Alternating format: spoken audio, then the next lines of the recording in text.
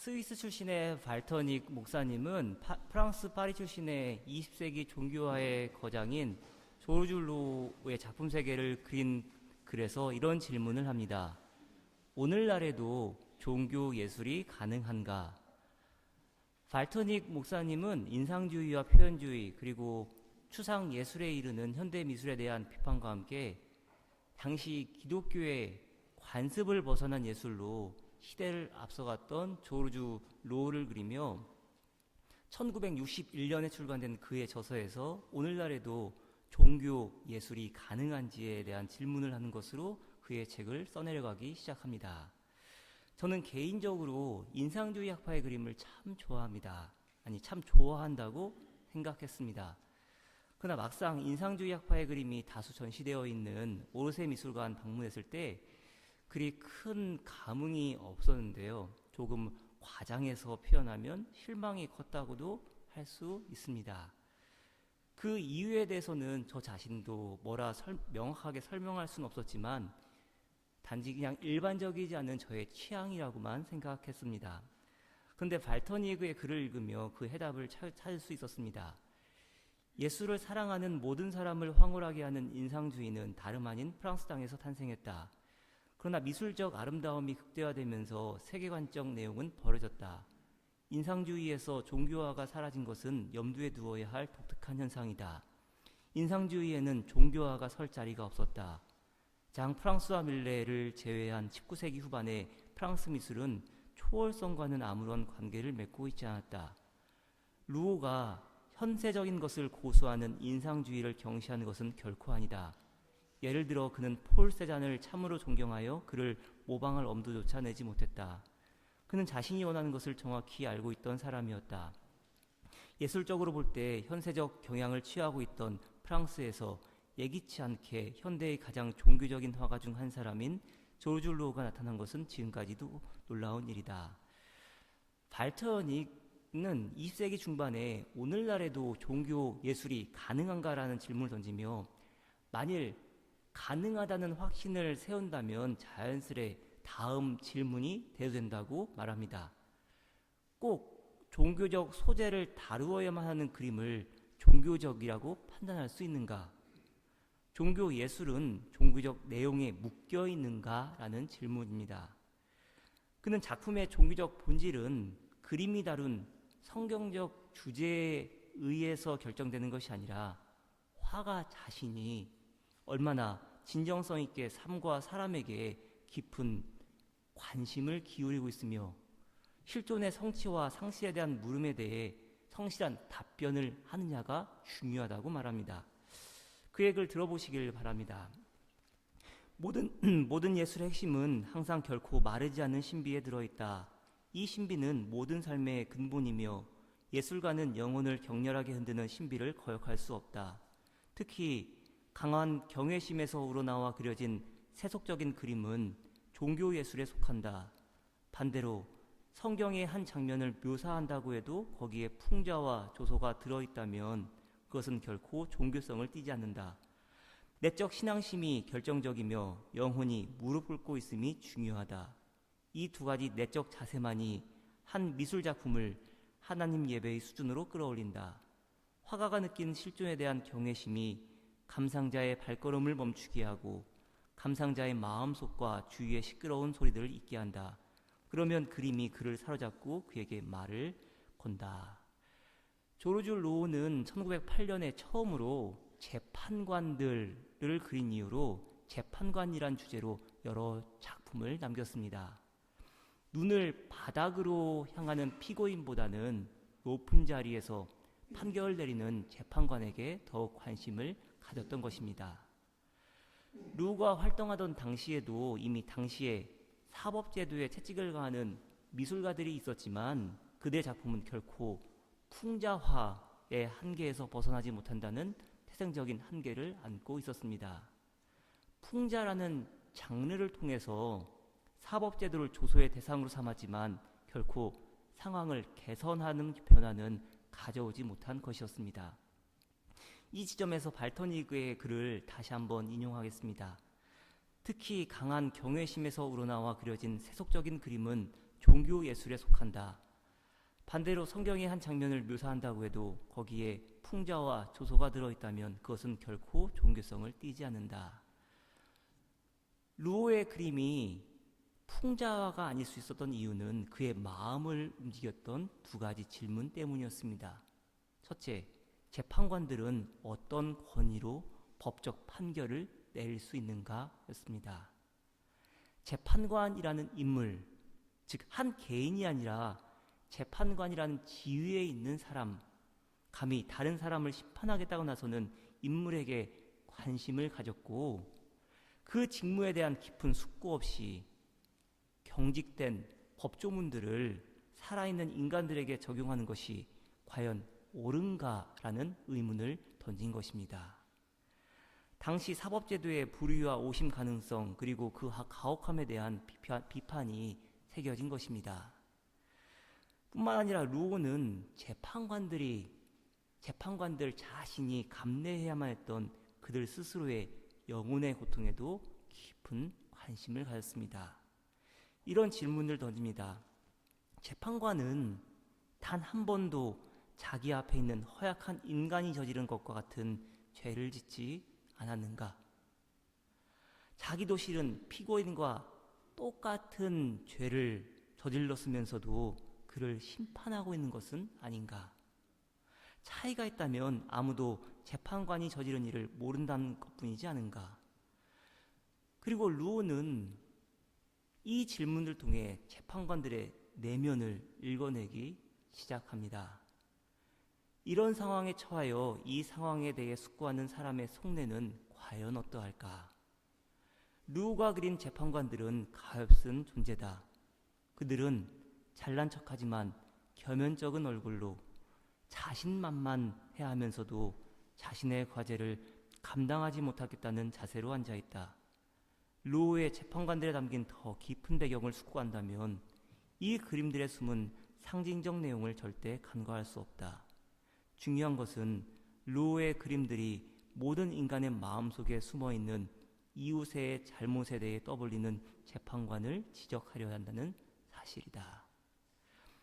그렇기에 루오가 그린 재판관의 세계는 최후의 심판과 연결되는데 그날과 그때에 재판관 역시 피고인이며 공범자이고 공동 책임자로서 법정에 서게 될 것입니다. 루오 역시 당대의 풍자 화가들처럼 재판관들을 비판한 것처럼 보였지만 사실은 당대의 사법제도를 조롱하고 경멸하는 것으로 끝나지 않고 현실에 대한 깊은 애정을 고통의 언어, 그의 표현에 의하면 숨죽인 흐느낌으로 처절하게 표현했던 것입니다. 오늘 설교에서 함께 살펴볼 맏형, 그 역시 루오가 그린 재판관들처럼 가엾은 존재입니다. 누가복음 15장은 잃은 양을 찾은 목자 비유, 잃은 드라크마를 찾은 여인 비유, 그리고 잃은 아들을 되찾은 아버지 비유를 연속적으로 그리는데 사실 이 이야기의 핵심 인물은 탕부도 탕자도 아닙니다. 아버지의 그 크신 사랑 안에서 탕자의 이야기가 그려지고 있는 것처럼 보이지만 사실 이 비유의 절정은 이제 앞으로 큰아들은 어떠한 선택을 내려야 하는지에 대한 관심에 있습니다.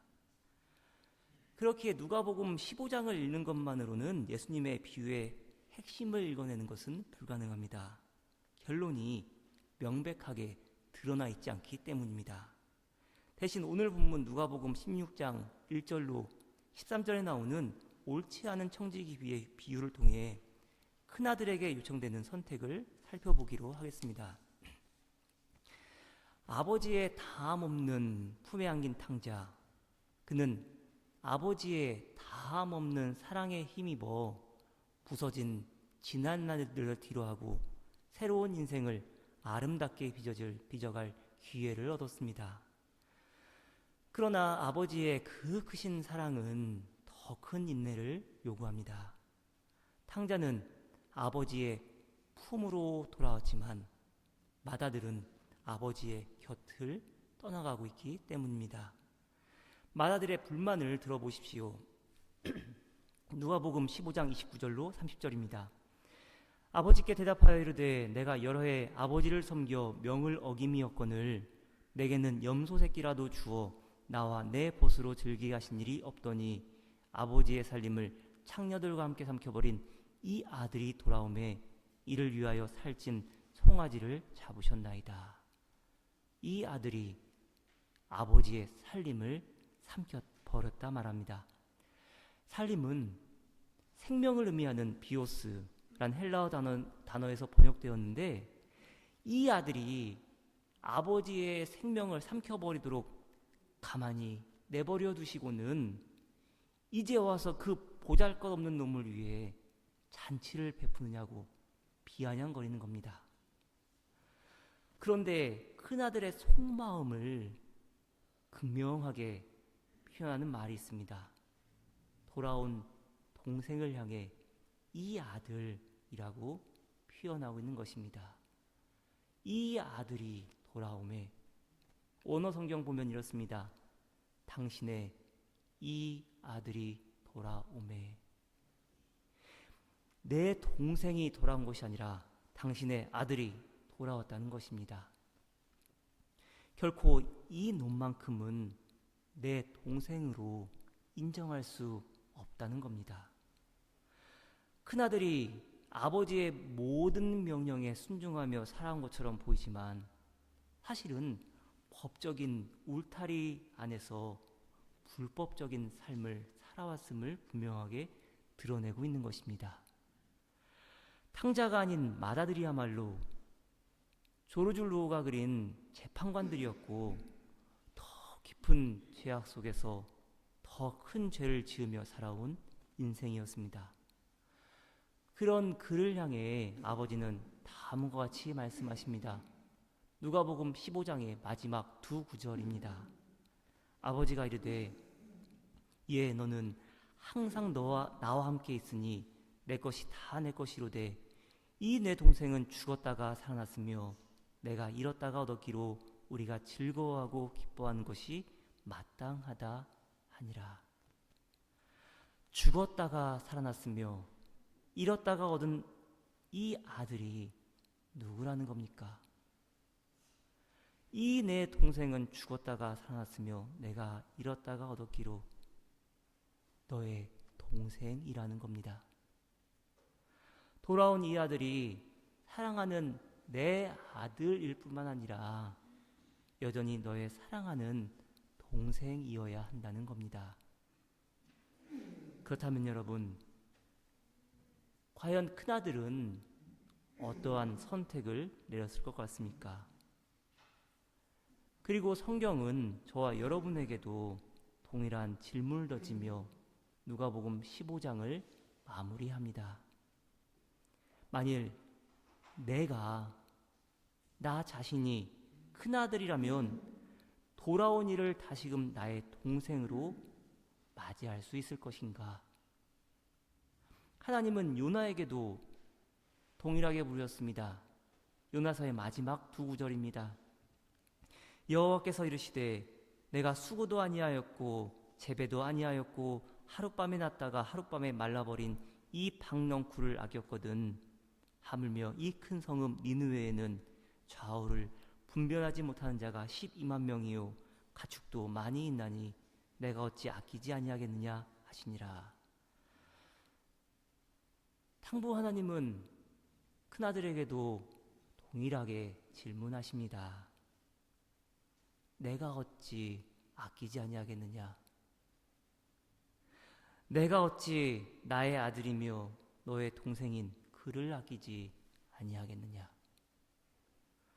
그러나 성경은 요나서도 그렇고 누가복음 15장 역시 큰아들과 요나가 그 이후에 어찌 행했는지 답하지를 않습니다. 단지 누가복음 16장을 통해 저와 여러분 앞에는 두 개의 선택지가 놓여 있고 흑과 백 중에 무엇을 선택할지 스스로 결정하라고 말할 뿐입니다. 우선 두 개의 선택지 중에 저와 여러분이 너무나도 쉽게 선택할 수 있고, 아니 우리의 마음을 그냥 가만히 내버려 두면 당연히 귀결될 수밖에 없는 어두운 이야기부터 말씀드리도록 하겠습니다. 오늘 본문 그 다음에 이어지는 다음 이야기를 보면 부자와 거지 나사로의 이야기가 나옵니다. 근데 여러분, 부자가 나사로와 함께 천국에 가지 못한 이유가 무엇입니까? 왜 부자는 지옥에 갔고 나사로는 천국에 갔는지를 질문하는 것이 아니라 왜 부자는 나사로처럼 천국에 들어가지 못했느냐는 질문에 대한 답을 찾을 수 있어야 합니다. 그리고 이 질문에 대한 답은 누가복음 15장에 나오는 세 개의 비유, 그리고 부자와 나사로의 비유를 지금 누구를 청중으로 삼고 있는지를 분명하게 알아야만 찾을 수 있습니다. 누가복음 15장 3절 말씀 보면은 예수님께서 그들에게 비유로 말씀하고 계시다고 전합니다. 근데 여기서 그들은 누구입니까? 바리새인과 서기관들입니다. 누가복음 15장 1절로 2절입니다. 모든 세리와 죄인들이 말씀을 들으러 가까이 나오니 바리새인과 서기관들이 수군거려 이르되 이 사람이 죄인을 영접하고 음식을 같이 먹는다 하더라. 예수님께로 세리와 죄인들이 다가옵니다. 그리고 말씀을 듣습니다. 그런데 그들을 지켜보며 수군거리는 이들이 있습니다. 바리새인과 서기관들입니다. 때마침 예수님이 입을 열어 비유를 들어 말씀하기 시작하시는데 예수님 가까이에서 예수님의 말씀을 듣고 있는 이들은 세리와 죄인들이었지만 바리새인과 서기관들 역시 저 먼 발치에서 예수님의 말씀에 귀 기울이고 있었습니다. 바리새인과 서기관들의 눈과 귀 역시 예수님의 입을 향하고 있었던 것입니다. 예수님이 입을 열어 잃은 양을 찾은 목자 비유를 들어 말씀하십니다. 바리새인과 서기관들이 비유의 결론을 듣고는 자신만만해합니다. 내가 너희에게 이르노니 이와 같이 죄인 한 사람이 회개하면 하늘에서는 회개할 것 없는 의인 99으로 말미암아 기뻐하는 것보다 더하리라. 그럼 그렇지, 죄인 한 사람이 회개해야지. 그리고 회개해야 할 그 죄인은 바로 너희 세리와 죄인들이지. 잃은 드라카마를 찾은 여인 비유를 듣고도 그들의 생각은 변함이 없습니다. 그리고 잃은 아들을 되찾은 아버지 비유를 중반까지 들을 때에도 그들의 교만은 하늘을 찌르는 것 같았습니다. 그런데 그렇게 잃은 양과 잃은 드라크마, 잃은 둘째 아들의 이야기로 예수님의 비유가 끝날 것 같더니만 갑자기 이야기의 초점이 큰 형에게로 옮겨집니다. 지금 예수님께서 큰 형을 누구에게 빗대어 말씀하시는 것입니까? 바로 바리새인들과 서기관들입니다. 그렇다면 너희 바리새인들은 앞으로 어떻게 행해야 하겠느냐고 질문하고 계시는 겁니다. 부자와 나사로 이야기에 등장하는 부자 역시 바리새인을 가리킵니다. 누가복음 16장 14절 말씀 보면은 바리새인을 가리켜서 돈을 좋아하는 자들이라고 일컫는데 바로 이어지는 부자와 나사로 이야기, 돈을 좋아하는 자들로 대표되는 부자는 결코 거지 나사로에게 가까이 나아갔던 적이 없었습니다. 대문을 사이로 부자는 재물을 축적하며 부를 누렸고 거지는 배고픔 가운데 죽어가야만 했습니다. 누가복음 16장 19절로 20절입니다. 한 부자가 있어 자색 옷과 고운 베옷을 입고 날마다 호화롭게 즐기더라. 그런데 나사로라 이름하는 한 거지가 헌데투성이로 그의 대문 앞에 버려진 채. 부자에게는 대문을 지나 나사로에게 다가갈 기회들이 매일 있었습니다. 그러나 그렇게 자신의 고집과 교만을 꺾지 못한 부자는 어떠한 결론에 다다르게 됩니까? 누가복음 16장 25절로 26절입니다. 아브라함이 이르되 너는 살았을 때에 좋은 것을 받았고 나사로는 고난을 받았으니 이것을 기억하라. 이제 그는 여기서 위로를 받고 너는 괴로움을 받느니라. 그뿐 아니라 너희와 우리 사이에 큰 구렁텅이가 놓여 있어 여기서 너희에게 건너가고자 하되 갈 수 없고 거기서 우리에게 건너올 수도 없게 하였느니라. 살아생전 대문 문지방을 건너지 않았던 부자는 죽어서 큰 구렁텅이 너머로 떨어지는 신세가 되었습니다. 그러면서 자기의 형제 5을 위하여 나사로를 아버지의 집에 보내어 자신처럼 되지 않게 달라고 요청하지만 아브라함은 딱 잘라 말합니다. 이르되 모세와 선지자들에게 듣지 아니하면 비록 죽은 자 가운데서 살아나는 자가 있을지라도 고난을 받지 아니하리라 하였다 하시니라. 결국 바리새인들과 서기관들로 대표되는 종교 지도자들의 삶은 나락으로 떨어지고 맙니다. 저와 여러분의 마음을 새롭게 하지 않으면 우리 역시도 그렇게 될 것입니다. 그렇기에 하나님께서 요나에게 하셨던 질문을 진지하게 생각해 보아야만 합니다. 내가 어찌 아끼지 아니하겠느냐? 내가 어찌 나의 아들이며 너의 동생인 그를 아끼지 아니하겠느냐? 그러나 성경은 늘 우리에게 피할 길을 제시합니다. 다시금 생각해보고 다시금 결정을 유보하라는 겁니다. 무엇이 바른 선택인지 그리고 어떠한 인생이 하나님 앞에서 바른 삶인지를 진지하게 고민해 보라는 겁니다. 오늘 본문 가리켜 일반적으로 옳지 않은 청지기 비유라고 읽었습니다. 하지만 오히려 이렇게 이름하는 것이 좋지 않을까 싶습니다. 지혜로운 청지기 비유로 본문을 읽어보자는 겁니다. 주인의 재산을 허비한 청지기는 주인을 격노하게 하여 쫓겨날 위기에 처하게 됩니다. 그런데 그 순간 청지기는 자신의 직분을 되돌아보며 기지를 발휘합니다. 주인의 마음에 합한 행동이 무엇일까 고민하고는 소작인들의 빚을 감면하기 시작하는 겁니다. 그러면서 이렇게 말합니다. 누가복음 16장 4절입니다. 내가 할 일을 알았도다. 이렇게 하면 직분을 빼앗긴 후에 사람들이 나를 자기 집으로 영접하리라 하고, 얼핏 보면 자기의 살 길을 위해서 또다시 꾀를 부리는 것 같습니다.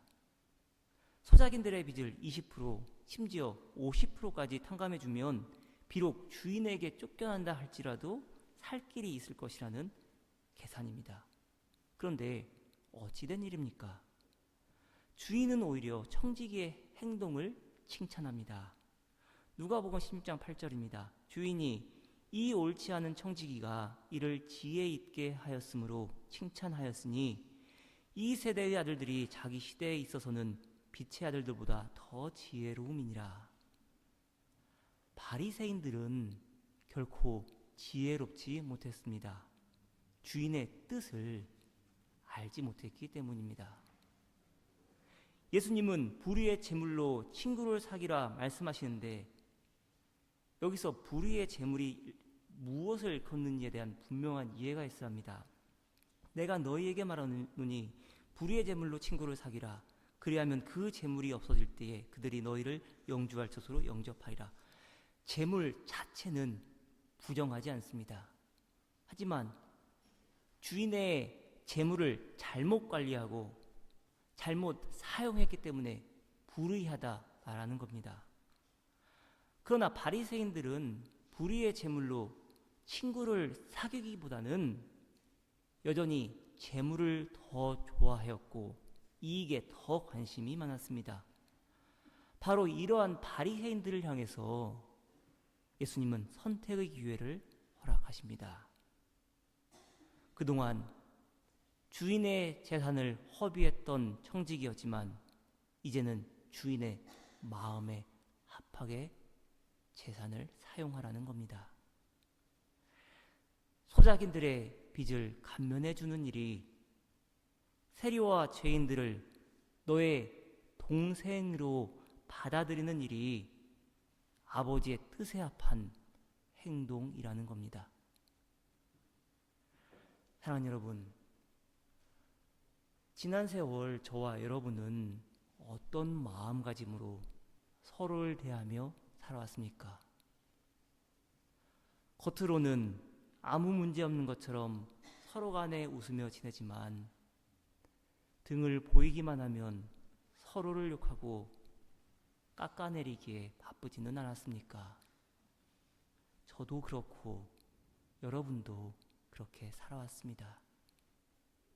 하지만 여러분, 이제는 예수 그리스도 안에서 서로 사랑하며 하나 되시기를 바랍니다. 재판관들처럼 고자세로 다른 이들을 대할 것이 아니라 우리 모두 하나님 안에서 한 형제 자매이고 언젠가는 우리 모두 일렬로 서서 하나님의 심판대 앞에 설 날이 분명히 있음을 기억하시기를 바랍니다. 지난 한 주간 제 마음을 울린 찬양이 있었는데 여러분도 한번 들어보시기를 바랍니다. 희주일의 믿음이 없이는 이라는 CCM입니다. 주님, 제 마음이 너무 둔해서 주님을 볼 수 없습니다. 이 땅에 속하여 이 땅만 보다가 주님 손을 놓쳤습니다. 나는 나그네로 왔는데 왜 주저앉게 되었나? 나는 청지기인데 언제부터 내 삶의 주인이 되어버렸나? 믿음이 없이는 기쁘시게 못하나니 고된 수고도 다 헛될 뿐이라. 믿음이 없어서 무너진 삶의 모든 자리에 다시 주님을 기다립니다. 믿음이 없이는 기쁘시게 못하나니 주를 찾는 자 반드시 만나리. 믿음이 없어서 무너진 삶의 모든 자리에 다시 주님을 기다립니다. 다시 주님을 기다립니다. 저와 여러분 모두 다시 주님을 기다릴 수 있기를 바랍니다.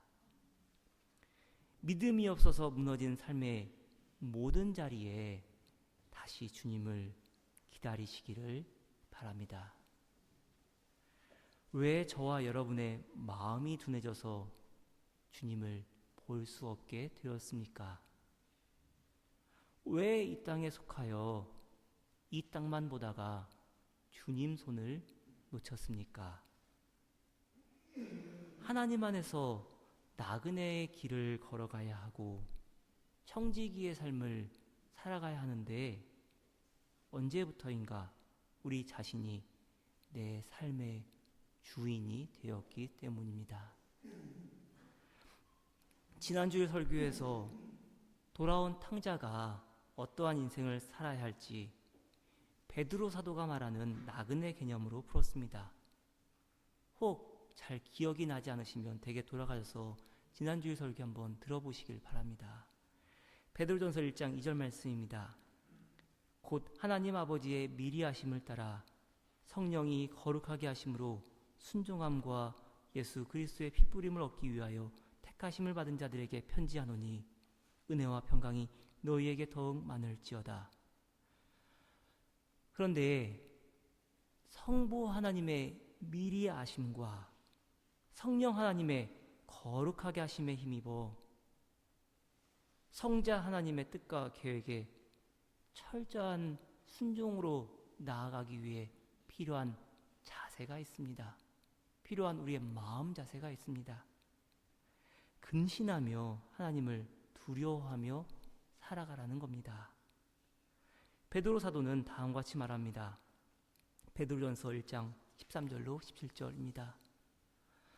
그러므로 너희 마음의 허리를 동이고 근신하여 예수 그리스도께서 나타나실 때에 너희에게 가져다 주실 은혜를 온전히 바랄지어다. 너희가 순종하는 자식처럼 전에 알지 못할 때에 따르던 너희 사욕을 본받지 말고 오직 너희를 부르신 거룩한 이처럼 너희도 모든 행실에 거룩한 자가 되라. 기록되었을 때 내가 거룩하니 너희도 거룩할지어다 하셨느니라. 외모로 보시지 않고 각 사람의 행위대로 심판하시는 이를 너희가 아버지라 부른즉 너희가 나그네로 있을 때를 두려움으로 지내라. 어느 날 한 왕이 붓을 들어 벽에다 선을 쭉 그었다고 합니다. 그런 다음 지켜보던 신하에게 문제를 냈습니다. 이 선을 전혀 건드리지 말고 선을 짧게 만들어 보라는 겁니다. 대신들은 당황했고 황당하고 불가능한 일이라고 생각했습니다. 그런데 한 현자가 나타나서는 말없이 붓을 들고는 처음에 선 옆에 그보다 훨씬 긴 선을 그었습니다. 물론 왕이 그은 선은 털끝만큼도 건드리지 않았습니다. 놀랍게도 더 긴 선이 그어지자 원래의 선은 마술처럼 짧아졌습니다. 현자는 긴 선을 그음으로 문제의 해답을 얻은 것이었습니다. 이미 주어진 선을 짧게 만드는 일이란 세상을 살아가는 시각과 자세를 바꾸어야만 가능하다는 겁니다. 저와 여러분의 인생과 매 순간의 선택 역시도 그래야만 합니다. 생각하는 대로 살지 않으면 사는 대로 생각하게 될 뿐입니다. 다시 한번 들어보시길 바랍니다. 생각하는 대로 살지 않으면 사는 대로 생각하게 될 뿐입니다. 이 진리를 깨달아야 합니다. 저와 여러분이 하나님께서 원하시는 인생을 살아가야 할 텐데, 그렇다면 저와 여러분이 진정 이 세상에서 나그네이고 청지기로 살아가도록 부르심을 받았다는 사실을 꼭 기억하시기를 바랍니다. 이것을 분명하게 해야 합니다. 그래야만 저와 여러분의 인생이 하나님 안에서 풀리는 역사가 있습니다. 저와 여러분 앞에 놓여있는 선택지들 앞에서 바른 선택을 하며 나아가는 저와 여러분의 복된 인생이 되기를 간절히 축원합니다. 기도하겠습니다. 하나님의 마음에 합한 자들로 살아가게 하옵소서. 예수 그리스도의 이름으로 기도드렸습니다. 아멘.